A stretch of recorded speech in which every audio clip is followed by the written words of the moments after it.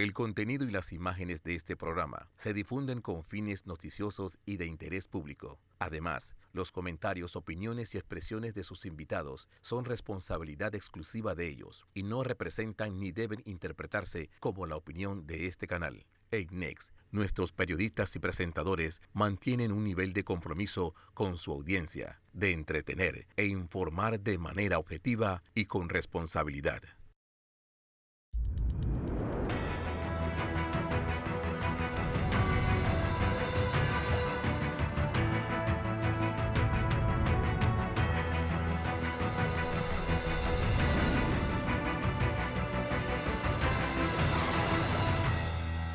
Muy buenos días, Panamá. Hoy es domingo 16 de enero. Usted está viendo Next, Canal 21, nos escucha por KW Continente. Un día en el que empezamos, con el COVID fuera de control en el mundo entero y en nuestro país en particular. Recuerden las medidas de bioseguridad, pues, distanciamiento, uso de mascarilla, lavado frecuente de manos y, muy importante, la vacunación. Ayer terminó pues ese proceso de vacunación en los circuitos 8.9 y 8.8 para menores o a niños entre 11 y 5 años. Vamos, pues también el tema de la negociación con la minera. El gobierno lanza un ultimátum y le pide a la minera responder mañana 17. ¿Cuáles van a ser las condiciones en una de las industrias que han sacado la cara por el país durante esta crisis de la pandemia? Un día en el que, bueno, también lo que cundió en redes, lo ocurrido en el INADE y que, pues, los trabajadores fueron sancionados inmediatamente. José Luis Ríos. Buenos días, Fernando. Buenos días a todos. Feliz domingo. Y también esto de la vacunación, que va a seguir este proceso de vacunación en distintos circuitos. Usted tiene que estar pendiente a las redes sociales y también a los comunicados oficiales del Ministerio de Salud, porque va a continuar este proceso de vacunación de los menores de 5 a 11 años de edad, recordando que ya hay 9 niños hospitalizados en el Hospital del Niño con COVID-19. Además, ya los docentes dicen que no se oponen a la vacunación, pero que sí se oponen a la obligatoriedad de que se la quieren aplicar a algunos de los docentes que han tomado la decisión de no aplicársela. Entonces es otra de las medidas que tienen que discutirse con el Ministerio de Educación para conocer cómo será el proceso de ese inicio de clases del año 2022. Todo esto con los casos incrementándose de la COVID-19, ya se tuvo que poner un hospital campaña en la provincia de Veraguas para atender a los pacientes hospitalizados, aunque la mayoría de los que están contagiados, Fernando, se están recuperando en su casa. Con nosotros también está este domingo el ingeniero Guillermo Ruiz. Guillermo, buenos días. Buen día, José Luis. Buen día, Fernando. Buen día, estimados televidentes. Máxima tensión entre Rusia y la OTAN por la situación con Ucrania, que parece un juego parece billar, porque ya va involucrando a Finlandia, Australia y otros países tan lejanos como Venezuela y Cuba. Así que ahí vamos a darle seguimiento a qué es lo que está pasando y analizar la situación. Otro lugar de máxima tensión es el Reino Unido. Boris Johnson naufraga y el príncipe Andrés ya no es príncipe y queda borrado. Bueno, sí sigue siendo príncipe, pero ya ni le pueden llamar así, Ni porque duque. la reina Isabel II despachó todos los títulos que tenía y no lo quiere ni cerca. Así que hay de todo para todos en el tema internacional, que como siempre da mucho de qué hablar. Así es. Bueno, nuestro primer invitado es el presidente del Partido Panameñista, José Blandón Figueroa, y el tema de hoy, obviamente, la posposición de esta convención, pues para elegir sus nuevas autoridades. José, bienvenido a Next Noticias, feliz año y buenos días.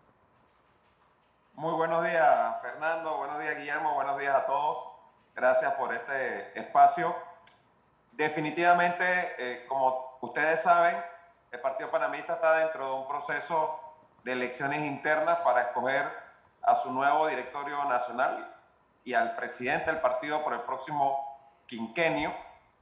La fecha que estaba programada era el domingo 23 de enero, dentro de una semana, pero luego de estar conversándolo con el Tribunal Electoral y viendo la situación, por un lado del COVID, por otro lado de algunos procesos legales que están pendientes, tomamos la determinación como directorio nacional de posponer la fecha de la elección para el 20 de febrero, donde esperamos que la curva de contagios haya descendido, como ha sido la tendencia en otros países donde el Omicron ha generado pues, un repunte, pero luego a las semanas hay una caída abrupta y la estimación que hay es que a mediados de febrero pueda ocurrir esa caída.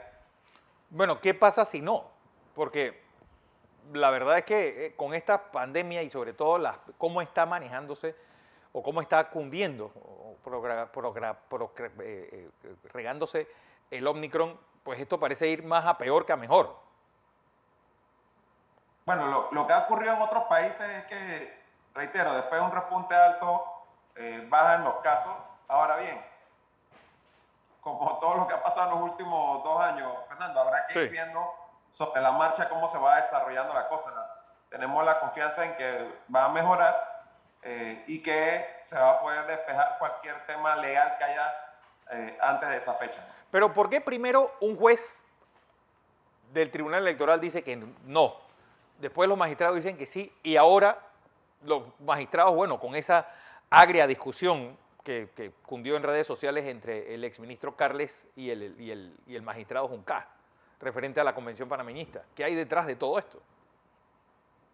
Bueno, mira, déjame poner un poco las cosas en contexto. Nosotros, como partido panameñista, el Directorio Nacional tomó la determinación, como lo permite el Código Electoral, de acordar con el Tribunal Electoral que ellos organizaran estas elecciones internas.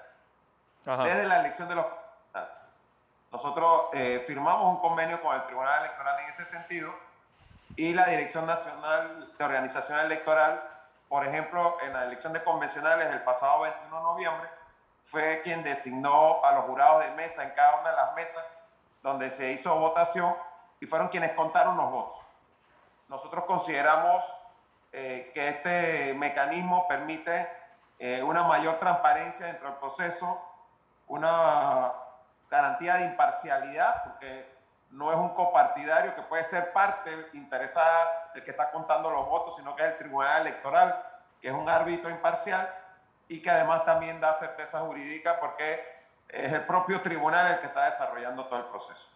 Ahora bien, el problema que ha habido es que copartidarias afiliadas al grupo de la exdiputada Levy presentaron impugnación a mediados de diciembre contra la resolución de organización electoral que aprobaba el calendario y el reglamento de elecciones.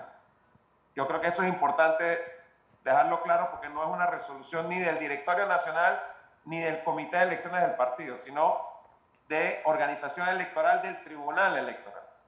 Esa impugnación se presentó ante un juzgado administrativo electoral que en una primera instancia, sin corrernos traslado ni a nosotros ni a organización electoral, anuló la decisión del propio Tribunal Electoral.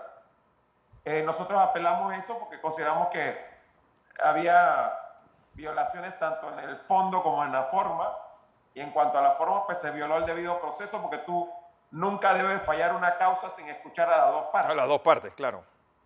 Sí, y entonces aquí el juzgado en primera instancia simplemente escuchó al impugnante y nunca escuchó a las otras partes, ni el que emitió la resolución, ni el que se podía haber afectado con la decisión.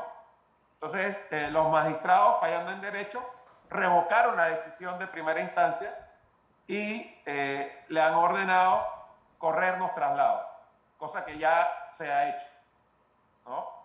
Entonces, lo que por un lado estaba el tema de que de aquí al 23 de enero no iba a estar resuelta esa impugnación, pero más importante aún está el tema de que esta semana los casos han estado por 7,000 casos diarios y hemos tenido una situación de que ya varios convencionales están ahora mismo con COVID e imposibilitados de votar el 23 de enero por el tema del tiempo de cuarentena que deben guardar.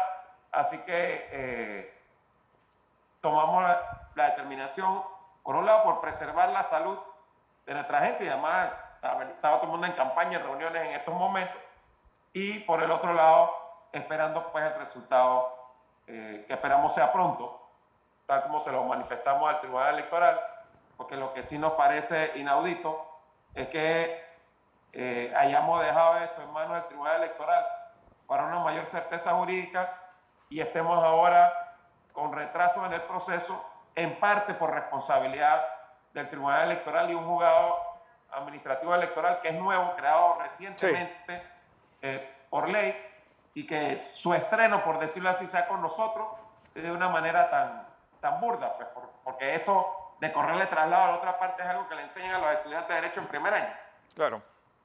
Bueno, porque otra de las noticias que atañe al partido panameñista es esta investigación del diario La Estrella de Panamá referente al diputado Vigil y su pues, uso de dinero del narcotráfico. Fue el titular de La Estrella de Panamá el pasado jueves.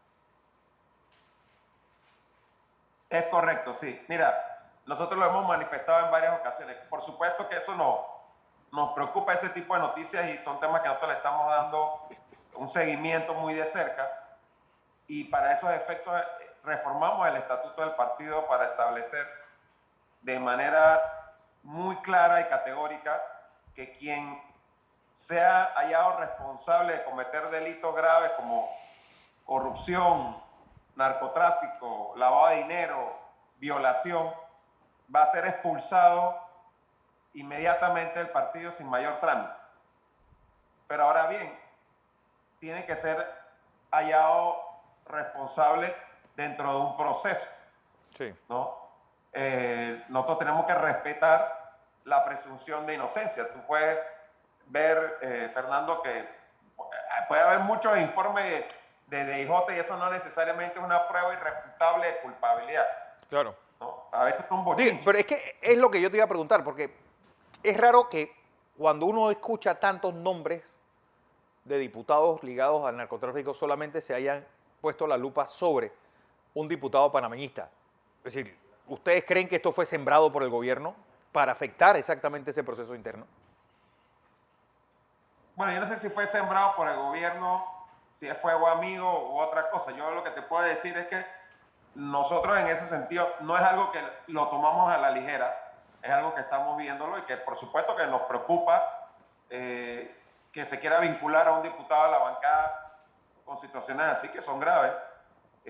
Y lo que nosotros sí esperamos es poder ver si efectivamente pasa de un bochinche o de una noticia a hacer algo judicializado y ver entonces en ese momento si se comprueba en un proceso que el diputado tiene algún tipo de vínculo directo o indirecto con esos temas, porque reitero, a la fecha, al día de hoy, en las averiguaciones que nosotros hemos hecho, no hay un proceso penal en ningún juzgado del país en donde esté mencionado el diputado Vigil como un sujeto bajo investigación. Porque aquí, Blandón, es donde entra también el trabajo del Tribunal Electoral. Claro. Olvidémonos del diputado Vigil y hablemos en general por un momento. Porque para ser candidato, usted tiene que abrir una cuenta en un banco, tiene que entregarle al Tribunal Electoral cómo usted utilizó todos esos recursos, todas esas donaciones. Entonces, a la final, en las elecciones pasadas, hubo candidatos que no presentaron ese informe de su presupuesto, de dónde vinieron. Entonces, ¿cuál es el real trabajo que tiene que hacer aquí el Tribunal Electoral como fiscalizador? Y José Luis, ya lo hemos hablado, también la falta de rigurosidad por parte de los partidos políticos a la hora de ver quién es el que vas a postular para candidato, porque no es solamente recoger la lista, sino hacerlo. Yo no lo digo por el partido panameñista, lo digo por todos los partidos, nada más que hay que ver lo que hay en la Asamblea Nacional y la clase de alcaldes que hay en algunos lugares en diferentes periodos. Entonces, los partidos han devenido a dejar de conocer a su membresía y postulan a esta gente que después lo terminan sorprendiendo incluso a la propia directiva. Entonces, da la impresión de que los partidos han dejado de hacer ese trabajo. Bueno, yo ahí quisiera aportar, Guillermo, que también hay un tema que hay que estar claro. La mayoría de los partidos, sobre todo los partidos grandes en nuestro país, no postulamos directamente como una decisión del directorio del partido, sino que se postula a través de elecciones primarias.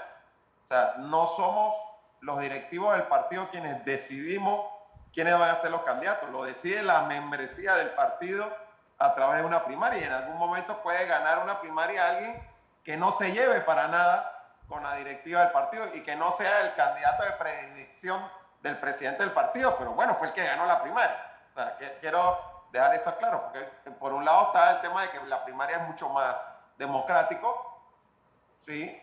Pero por otro lado, que sea por la vía de una decisión del directorio nacional, permite un mayor control del partido sobre quién va a postular, pero es menos democrático. Sí, pero ¿cómo llega? ¿Cómo llega? Discurso del dedo. Sí, pero a la larga, es decir, yo recuerdo que todo eso del subsidio electoral, por ejemplo, se crea cuando pues, el dinero de Castrillón Henao entra en la campaña de Pérez Valladares. Es decir, no ha servido este subsidio para convertir un Valladar de aislar a la política del narcotráfico, sino todo lo contrario. Es decir, aquí ahora están recibiendo a dos manos, reciben plata del Estado y reciben plata por debajo de mesa, y eso es lo que se está descubriendo, o por lo menos se está tratando de implicar con el diputado Vigil, y no solamente él, sino juntas comunales. Es decir, ellos están hablando de un grupo que está manejando todo el Golfo de Panamá, desde las autoridades civiles, representantes, alcaldes y diputados. Es decir, no ha servido para nada ese medio de control y de tratar de que el narcotráfico no entre en los partidos políticos por medio del subsidio. Bueno, yo no diría tanto como que no ha servido de nada, pero lo que sí queda en evidencia, a mi juicio, es que el sistema híbrido no resuelve el problema. ¿En qué sentido? A mi juicio, y así lo propuso el Partido Panameñista en la Comisión Nacional de Reformas Electorales, la última que hubo, debe irse hacia un sistema de 100% financiamiento, no permitir del todo el financiamiento privado, sobre todo porque el Tribunal Electoral ha demostrado no tener la capacidad para poder regular o fiscalizar el financiamiento privado. Sí. Nosotros lo dijimos durante la pasada campaña electoral, esto fue un relajo. Supuestamente había topes de campaña. Fue un desorden total. Evidente que hubo muchas campañas, desde campañas presidenciales hasta campañas de diputados y alcaldes, que gastaron mucho más de lo que la ley permitía gastar. Y el tribunal no fue capaz de regular eso, fiscalizarlo y evitar ese tipo de abuso. Es que pareciera que a veces el Tribunal Electoral juega, como hemos dicho, Fernando, a ser un candidato más contra otro candidato. Es un jugador más dentro de, en vez de ser un árbitro, pareciera un jugador más. Sí, a veces es así, ¿no?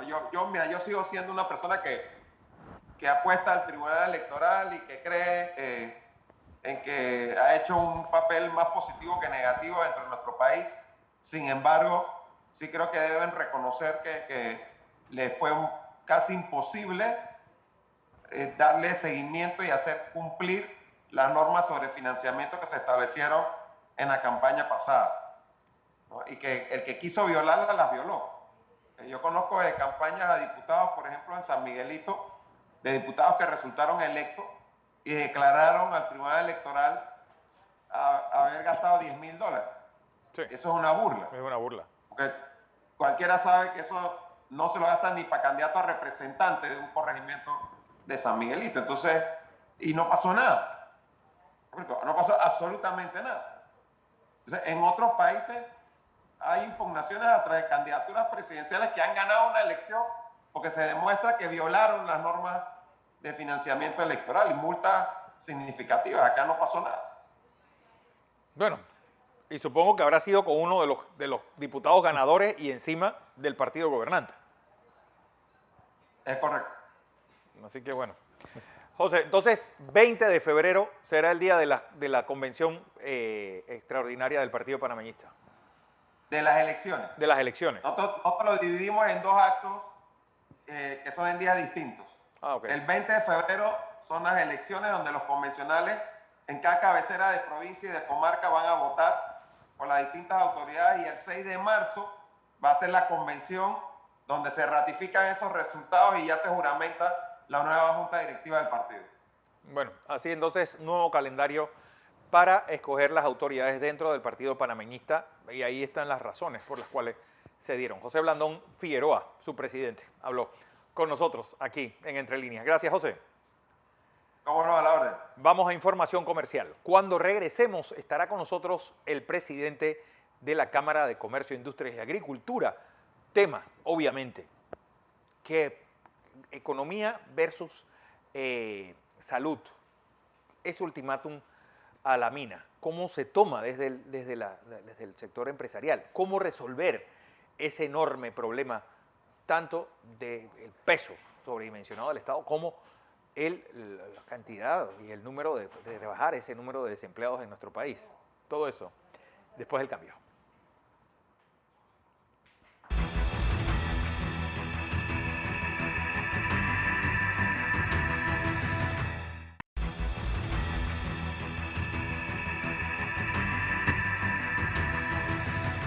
Seguimos en la presentación de Entre Líneas y, bueno, el tema económico pues, sigue siendo pues, el gran talón de Aquiles de este mundo post-pandemia. ¿Cómo generar esos trabajos tan necesarios en una economía que tiene pues, un nivel de desempleo no visto desde hace mucho tiempo como en la panameña?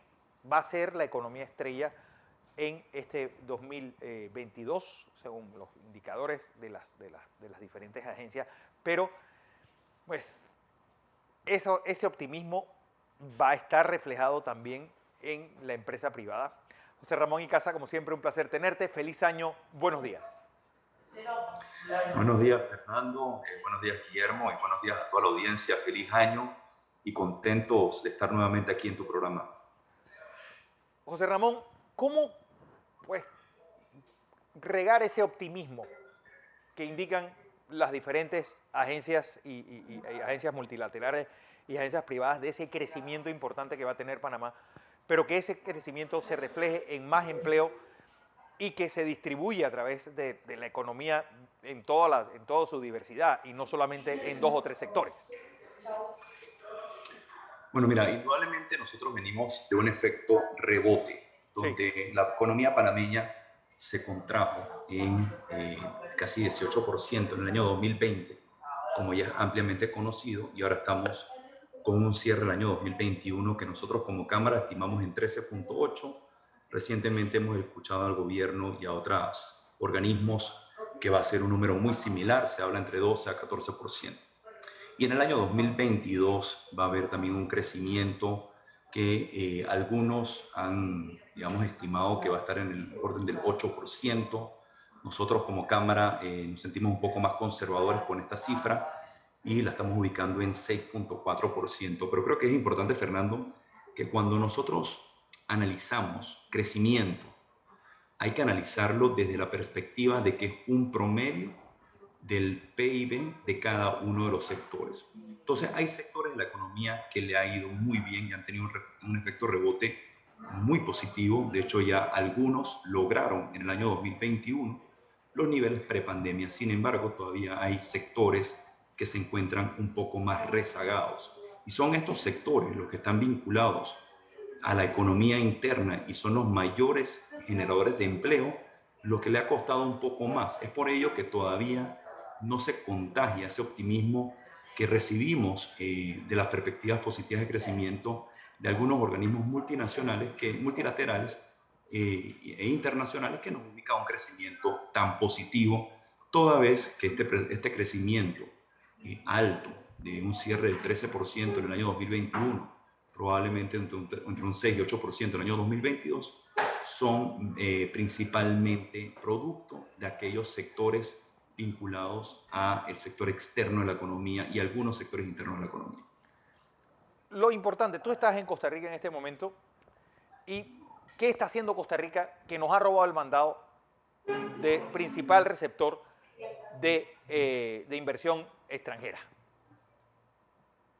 Bueno, mira, yo creo, Fernando, que siempre nosotros vamos a ver digamos, el patio del vecino mucho más verde que el nuestro. Y en efecto, nosotros como panameños hemos visto noticias positivas en Costa Rica sobre grandes inversiones, como son la llegada de grandes empresas que están instalando sedes en Costa Rica, pero también grandes inversiones en el sector hotelero. Y por mencionar alguno, hace poco en la visita del presidente Alvarado a Dubái, anunció con un jeque de los Emiratos la construcción de un hotel, un one and only, y eso generó obviamente una noticia positiva en Costa Rica, pero un cuestionamiento en Panamá. No obstante, puedo también indicarte que cuando uno habla con los costarricenses, pueden entender un poco qué cosas han hecho ellos bien y que nosotros podemos aprender de ellos, pero también ellos ven en Panamá oportunidades y ven en Panamá cosas que Panamá ha hecho bien que a los costarricenses les gustaría también aprender. En todo caso, yo creo que es importante que cada uno de nuestros países aprenda de las buenas prácticas y de las buenas experiencias. ¿Qué ha hecho Costa Rica bien? Mira, primeramente, Costa Rica tiene una agencia de atracción de inversión extranjera directa, CINDE, que ha estado atrayendo inversión por más de 30 años por parte del sector privado, sumado a Procomer, que es del sector público, que realiza de manera conjunta con CINDE todos los esfuerzos de atracción de inversión extranjera directa. Nosotros recientemente migramos de ProIntex a ProPanamá y ProPanamá está iniciando obviamente sus esfuerzos para poder articular y coordinar lo que es la atracción de inversión extranjera directa y la promoción de exportaciones, donde yo soy miembro de esa junta directiva que se acaba de crear. Eso ha resultado muy bien. Segundo, ellos han tenido una estrategia muy consona con su potencial y con su valor o su proposición de valor única en cuanto a lo que es la protección del medio ambiente y lo que es el desarrollo del sector turismo, lo que lo han puesto como una estrategia de Estado. Y al ser una estrategia de Estado, ellos definitivamente han respetado lo que es la planificación que trasciende al gobierno y han seguido una hoja de ruta. Nosotros en Panamá tenemos que aprender de eso porque cada 5 años nosotros con el cambio de gobierno queremos deshacer obviamente algunas de esas planificaciones y políticas públicas y no le damos continuidad. Y tercero, que creo que vale la pena mencionar por el lado de Costa Rica, ellos han tenido una estrategia y una política de Estado orientada a el capital humano y el desarrollo del mismo a través de lo que es el sistema educativo. Nosotros en Panamá definitivamente hemos ido perdiendo competitividad en el tiempo y se ha visto muy afectado con la pandemia, con el cierre de las escuelas públicas y que se encuentran en este momento en la presencialidad. Y esa debe ser nuestra obsesión, la obsesión por el sistema educativo y la obsesión por la generación de nuevas plazas de empleo. José Ramón, hay algo que yo creo que, no sé tú cómo lo ves como presidente del gremio empresarial más importante del país, pero que el gobierno haya lanzado un ultimátum en esta negociación de la mina.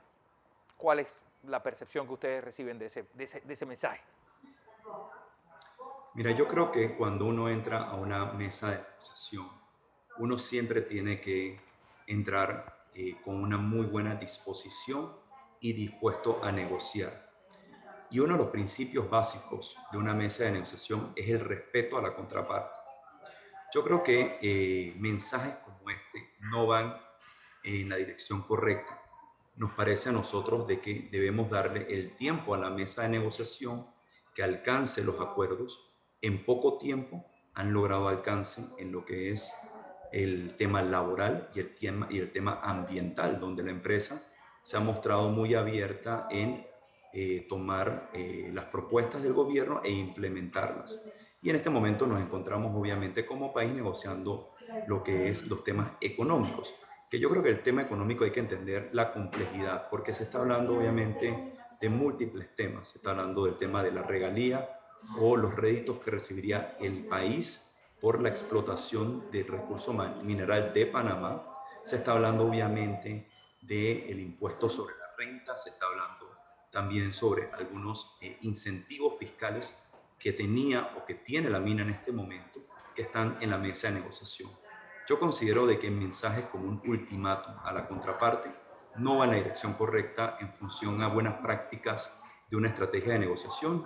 Yo siento que tanto la empresa como el gobierno hasta la fecha han mostrado muy buena disposición, muy buena voluntad y lastimosamente, Fernando, yo me pregunto si el día lunes 17 a las 5 de la tarde la empresa no tiene una respuesta para el Ministerio de Comercio e Industria y el Gobierno Nacional, ¿cómo interpretamos eso entonces?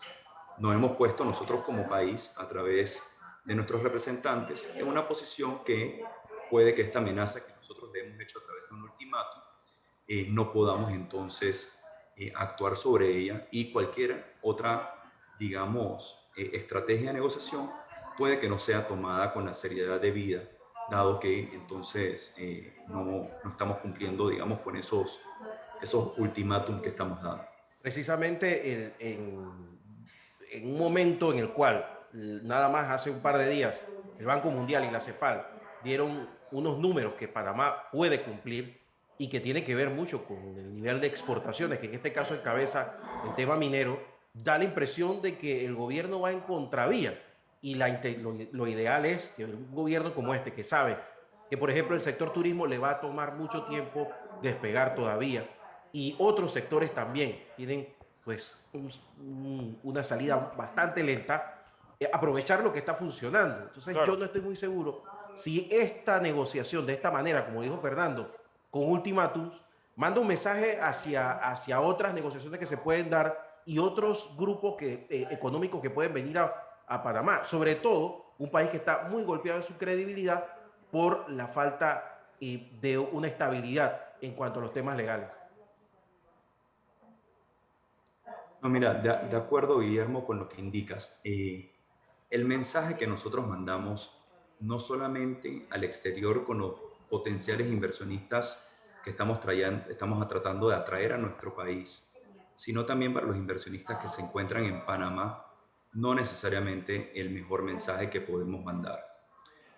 Yo siento, como bien indiqué, nosotros tenemos que considerar primeramente que la inversión realizada por la mina la hizo de buena fe. Es la inversión privada más grande que se ha realizado en Panamá. Ellos se han sentado en la mesa de negociación nuevamente con una muy buena disposición, y ambas partes se merecen respeto. El resultado de la negociación será el que nosotros como panameños obviamente analizaremos y ponderaremos cuando resulte. Pero si el tema en este momento no está, digamos, maduro, no tenemos tampoco que acelerar o presionar para buscar una solución en un tiempo que todavía parece ser que no corresponde. Ojalá nos sorprenda Minera Panamá y que pueda obviamente analizar la propuesta que le ha hecho el país, porque recordemos que esta propuesta Panamá la analizó por bastante tiempo, tomó su tiempo para hacerla. Yo creo que lo que se merece la mina en este caso es respeto, indistintamente las opiniones que podamos tener nosotros hacia Minera Panamá, ya sea una opinión favorable o desfavorable.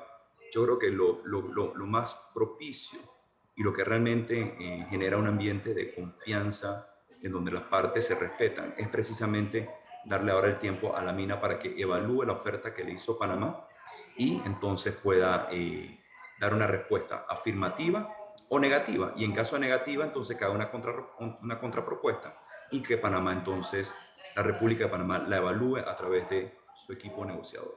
Si Panamá le hubiese dado, José Ramón, por ejemplo, 2 semanas o una semana más para negociar, ¿ustedes lo hubiesen visto de una manera correcta? Mira, yo creo que uno tiene que dar el tiempo necesario conforme a el análisis que tiene que realizarse a la oferta. La oferta que ha hecho el gobierno de Panamá no es pública. Se ha filtrado en algunos mensajes de WhatsApp lo que supuestamente es la propuesta. Si esa propuesta que se ha filtrado es correcta, eso requiere de un análisis y ese análisis requiere una corrida, porque esa propuesta, que no puedo validarla en este momento, toma en cuenta obviamente lo que es el precio del cobre. Entonces habría que hacer una evaluación de lo que ha sido el precio del cobre en el pasado, claro, y tratar obviamente de proyectar a través de regresiones cómo se comportaría el precio del cobre. Y estas regresiones obviamente se realizan utilizando material estadístico, información estadística, y se hace también tomando en cuenta análisis de sensibilidad a través de un análisis de tornado. Estoy entrando obviamente en temas muy técnicos, claro, pero lo comento obviamente para que se entienda que esto no es un tema que se puede analizar de una manera, bastante bastante superficial. Esto requiere de una profundidad de análisis y poder entender todas las variables y dependiendo haciendo ese análisis en sensibilidad de las variables, cómo impacta o no el resultado. Yo creo que la parte positiva de resaltar aquí es la buena disposición que ha tenido la mina. Yo creo que eso hay que reconocerlo. Nosotros podamos tener, de repente como panameños, me refiero como panameños nosotros, un número en la cabeza, pero lo cierto es de que ellos han dicho de que están abiertos a que no sea 2%. Y yo creo que eso es un paso en la dirección. Un paso en la dirección correcta. Bueno, lo cierto, José Ramón, es que la creación de empleo va a ser el gran reto. Un país tan enfocado al sector terciario, un sector servicio que no da valor agregado, puede generar esa cantidad de trabajo que estamos ansiando. Sí, mira, nosotros tenemos que entender cuáles son los grandes generadores de empleo de nuestro país para poder responder esa pregunta. Los grandes generadores de empleo son el sector agropecuario, el comercio y la construcción. Primeramente. Segundo, también hay que entender el nivel de desempleo que tenemos en este momento. Recordemos que antes de pandemia estamos en 7.1, subió al 18.5, una cifra en septiembre indicaba 16.5 y más recientemente 11.3%. Pero ese ajuste del 11.3% se debe a que hubo una contracción de la población económicamente activa de poco más de 130.000 plazas o 130.000 personas.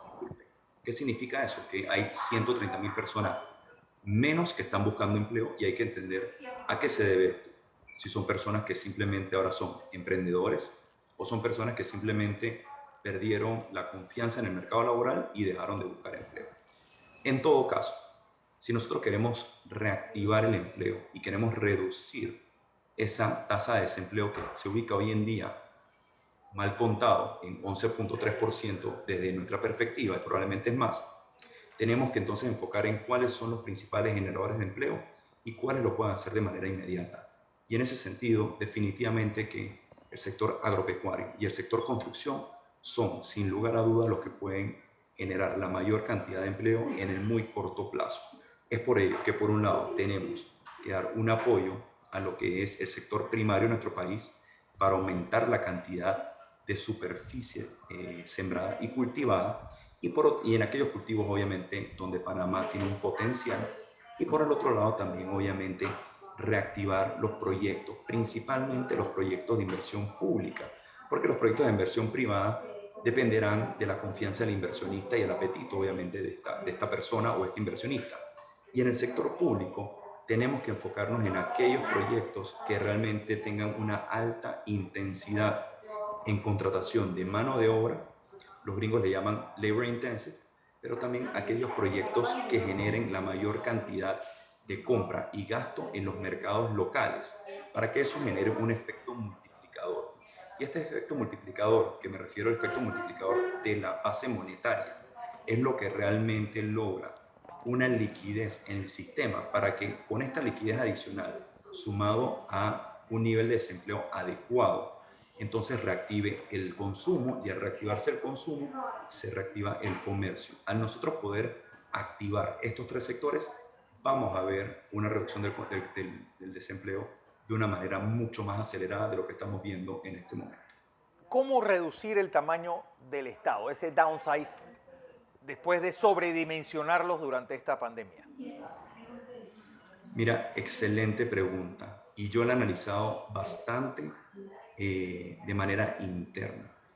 Definitivamente que el crecimiento de la planilla en los últimos gobiernos no es proporcional ni a la cantidad ni a la calidad del servicio público que demanda o espera o está recibiendo la población. Y eso es importante indicarlo, porque el crecimiento de la nómina estatal tiene que ir en función a una demanda de servicios y de calidad de servicios, o tiene que ir en función, obviamente, a servicios nuevos que nos está dando el Estado. No podemos en este momento calificar como positivo que la productividad, la calidad o que se han dado nuevos servicios. Claro. Entonces no se justifica, francamente, Fernando, este aumento exagerado de la planilla. Entonces, primeramente, hay que evaluar, uno, cuáles de esos puestos realmente son necesarios. Se hacen muchos cuestionamientos de las famosas botellas. Y eso es una realidad con la cual ha vivido Panamá desde los tiempos de la dictadura. Y eso ha continuado. Es una práctica que ha continuado y se requiere obviamente un liderazgo fuerte del presidente, de los ministros de Estados y de la Asamblea Nacional para ponerle un alto a eso y romper todas esas botellas. Segundo, hay que analizar también aquellas personas que ya cumplieron con su servicio público y en este momento están cobrando, por un lado, una jubilación y por otro lado están cobrando un salario. Y en una situación como la que estamos viviendo, el panameño lo que espera es solidaridad. Hay que pensar también en esa población joven, que el nivel de desempleo en algunos casos se duplica y triplica, que están esperando obviamente tener una primera oportunidad de empleo. Y aquellas personas que probablemente ya están jubiladas o en el caso obviamente de su servicio profesional, probablemente presentarles a ellos de una manera muy responsable y considerando el servicio que dieron al país, un plan de retiro o de jubilación que sea atractivo y que ellos opten por eso. Esto podría tener una reducción importante en lo que es la nómina y podría habilitar nuevas plazas de empleo. Tercero, hay que también evaluar un poco la cantidad de personas que nosotros tenemos contratadas bajo el servicio de servicios profesionales, pero poder tomar aquellas personas que se encuentran y empresas bajo servicios profesionales y empezar a medir indicadores de desempeño para poder validar si en efecto el desempeño que nosotros estamos recibiendo como Estado. Recordemos que nosotros, todos los panameños, somos accionistas de este país, de Panamá, y nosotros todos debemos exigir los mejores resultados de esos servicios que nosotros, los panameños, estamos contratando a estas personas. Y estoy seguro que ahí hay también capacidad para recorte. Todo esto sumado definitivamente que reduciría el gasto corriente, y al reducir el gasto corriente, adivinen que tenemos mayor capacidad de inversión porque Claro. tenemos un mejor ahorro corriente para poder darle mejores soluciones a los panameños en cuanto a agua, en cuanto a educación, en cuanto a salud, en cuanto a vías de acceso, en cuanto a sanidad básica. Ahora, José Ramón, en los últimos 12 años, del 2009 al año 2021, el propio Contralor General indicó que la planilla ha crecido en 100.000 funcionarios.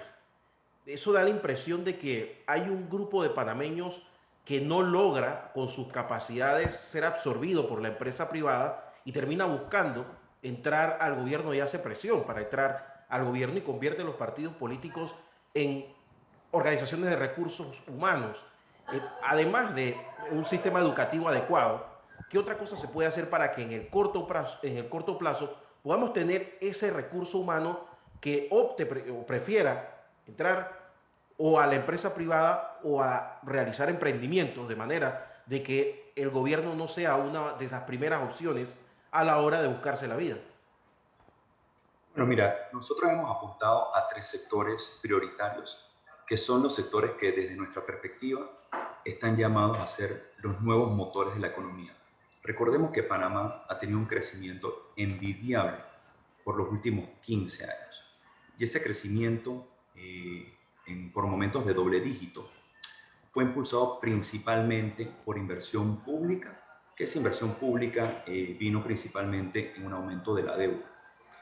Y eso generó obviamente un momento de bonanza que aumentó el consumo, y al aumentar el consumo y la capacidad de consumo a través de la reducción de las tasas de desempleo, esa capacidad de consumo del panameño activó sectores de la economía como el sector comercio, el sector construcción y el sector inmobiliario.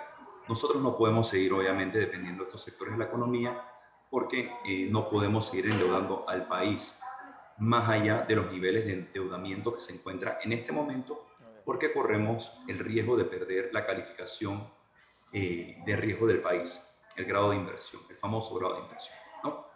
Pero adicional a eso también corremos el riesgo de tener que pagar por la deuda que necesitamos emitir más adelante una tasa más costosa. Claro. Y tendría una repercusión para todos los panameños. Esos sectores a los cuales yo hago referencia está el sector turismo. El sector turismo tiene la capacidad, y a mí en lo personal y a la Cámara de Comercio le gusta muchísimo este sector, porque tiene la capacidad de distribuir de una manera adecuada los ingresos y los beneficios que recibe este sector en todas las áreas del país, pero en todos los sectores de la economía. Realmente es un sector con beneficios transversales en la economía y con efectos multiplicadores. Ese es el primero. El segundo sector que a nosotros nos gusta es el sector logístico. Y para ello tenemos que poner en marcha de una manera acelerada la Estrategia Logística Nacional 2030 para pasar de un país de tránsito a ser un país realmente logístico.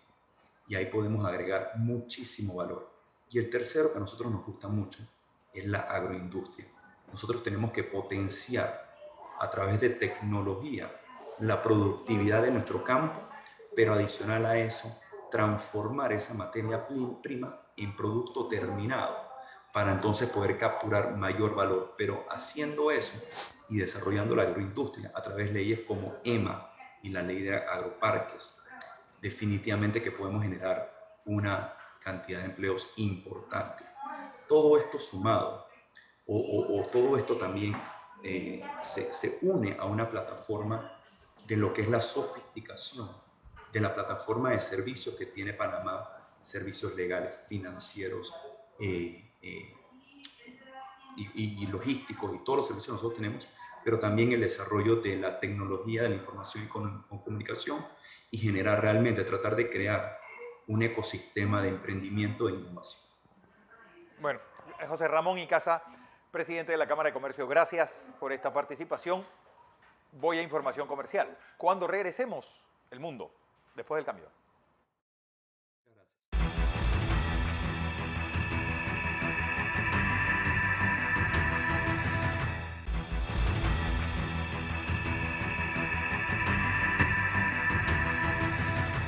Estamos de vuelta con más de Entre Líneas y es momento de tocar el tema internacional y ya nos acompaña como todos los domingos Alonso Correa desde España. Alonso, buenos días, bienvenido a Panamá. Buenos días, José Luis, y feliz domingo a todos. Y bueno, hoy vamos a tocar dos temas, uno que parece ser que nos vaya a tocar a todos y que vamos a ver que se expanda a nivel global, y el otro muy focalizado y muy importante en la economía mundial. El primero, un experimento que puede que empiece aquí en España, ya se tocó de manera bastante tenue en Estados Unidos, pero es un experimento. ¿Por qué lo llamo experimento? Porque, como ya sabemos, aquí en España los movimientos del gobierno son de ir probando y echarse para atrás, porque parece que no pierden apoyo. ¿De qué estoy hablando?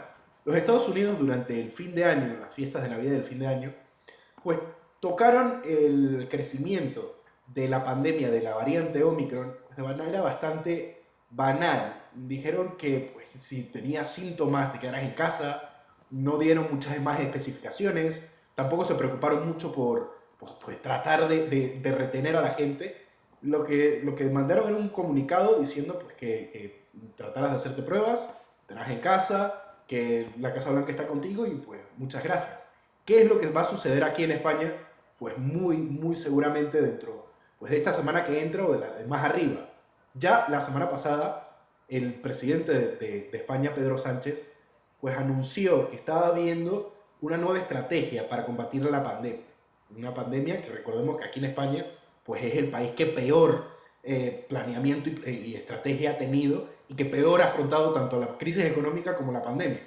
Pero que están pensando en implantar una nueva estrategia que es catalogar al COVID como una gripe común. Se acabaron los datos del gobierno, se acabaron pues, el registro del conteo de infectados, el conteo de muertes y el conteo de UCIs, y se va a tomar como una gripe común. Se va a tener una nueva categoría en la que volvemos básicamente al 2019, donde todas las muertes con los mismos síntomas son catalogadas como gripe común.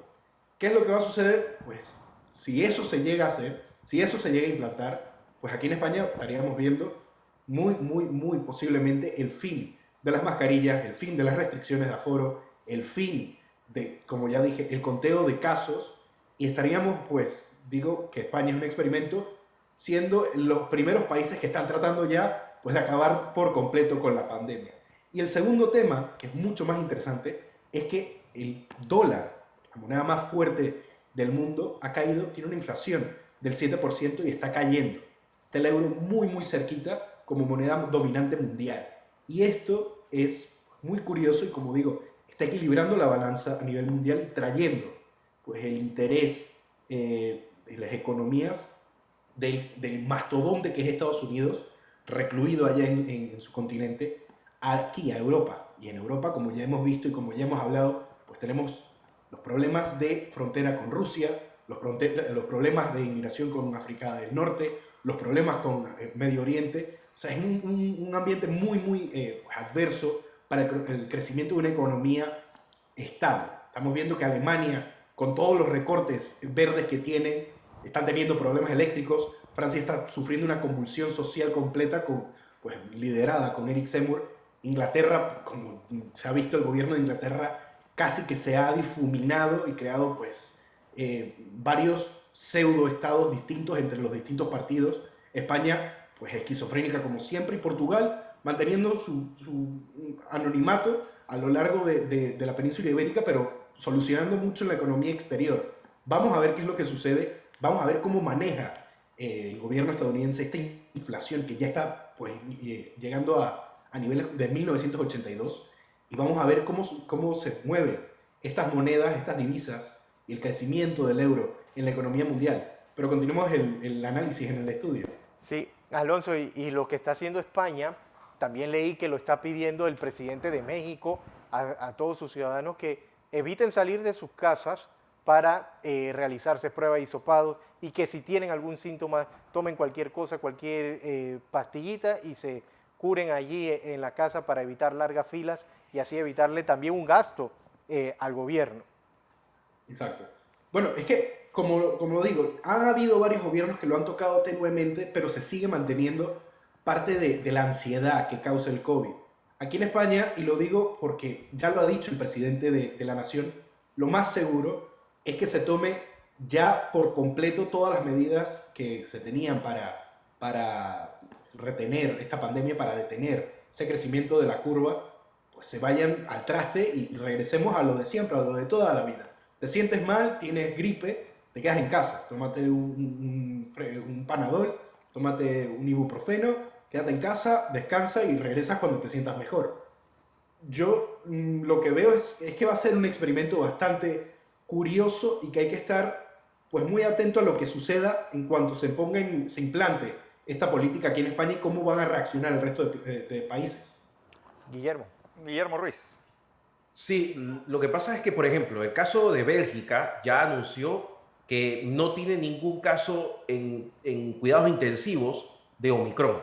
Y yo creo que por ahí van a surgir entonces las pruebas para que los gobiernos puedan manejar la pandemia, que ya, si no recuerdo mal, desde hace más o menos un mes y medio Singapur lo está haciendo, tomando esto como una endemia. Y yo creo que hacia allá va Estados Unidos al regalar, es un anuncio que se va a hacer, si no esta semana, la próxima, regalar las mascarillas y más de 500 millones de test. Entonces, la idea también es tratar de ir por delante y acabar con las previsiones que ya ha dicho el Banco Mundial, en el caso de América Latina, la CEPAL, de un crecimiento bastante ralentizado para el año 2022 y 2023 de la economía, debido a que precisamente China, Estados Unidos, la propia Unión Europea van a tener graves problemas para relanzar sus economías. En América Latina, ni hablar que los casos de las tres economías más grandes, Brasil, México y Argentina, no despegan en el 2022, no despegan en el 2023. Así que este es el momento. Como yo estoy de acuerdo con Alonso. Como ya se tomaron todas las medidas, pues ataquemos la economía, porque si no, lo que la gente se va a morir es de hambre. Y eso es lo último que puede terminar sucediendo. Y esto también me lleva al tema de las especulaciones que se dan. Por ejemplo, hay presidentes charlatanes como el de El Salvador, que ha estado vendiendo humo con esto del Bitcoin. Y mucha gente siempre nos pregunta, pero bueno, ¿y este tema de las internacionales? Bueno, lo que pasó en Kazajstán tiene mucho que ver con lo que pasa en El Salvador. Y en Wall Street, nada más que estuvimos viendo cómo ha caído el Bitcoin casi 2/3 de su valor debido a las protestas en Kazajistán, que resultó ser una de las principales mineras de criptomonedas del mundo. Por eso no tenía luz, porque las granjas de servidores se estaban llevando toda la corriente eléctrica Y eso es una situación que, aunque usted no lo crea, afecta al resto del mundo. Por eso creo que los gobiernos del mundo que lamentablemente han atacado esta pandemia individualmente y han dejado al desnudo la impotencia de organizaciones como las Naciones Unidas, como la propia Unión Europea, y ni hablar de las organizaciones latinoamericanas, asiáticas y las africanas que nunca han existido, pues ha quedado todo eso al desnudo y todo esto se va a tener que revisar. Y yo creo que estamos más cerca de un mundo pre-Segunda Guerra Mundial, en 1918 o posterior, ya con el Plan Marshall, que en el año 2022, y vamos a tener que regresar entonces a reevaluar todas las organizaciones multilaterales que tenemos en este momento, porque mucha de la configuración del mundo va a comenzar a cambiar debido a que va a quedar unos más fuertes y unos más débiles en el mundo, lamentablemente. Así es. José, ¿qué tenemos esta semana? Bueno, seguir con ese proceso de vacunación, Fernando, en los menores de 5 a 11 años, también la aplicación de la primera, segunda dosis en las personas que le hacen falta o que no se la han aplicado, ese refuerzo, ver también qué va a quedar, qué va a presentar mañana Cobre Panamá a el gobierno. Luego de este ultimátum hay mucha expectativa mañana por la entrega de este informe, las próximas reuniones que tendrá el Ministerio de Educación con los docentes, y culmina hoy, Fernando, el primer fin de semana de feria con incremento de casos, que es la feria de Boquete. Bueno, viene la feria de la Chorrera también. Sí. 0, 8, 4 y 6. Decenas sugeridas para el sorteo de hoy de la Lotería Nacional. A todos, gracias por su audiencia. Recuerden, este programa se retransmite por KW Continente. A todos, que pasen un feliz domingo, una feliz tarde, y nos vemos mañana, 6 en punto de la mañana, en la emisión matutina de Next Noticias.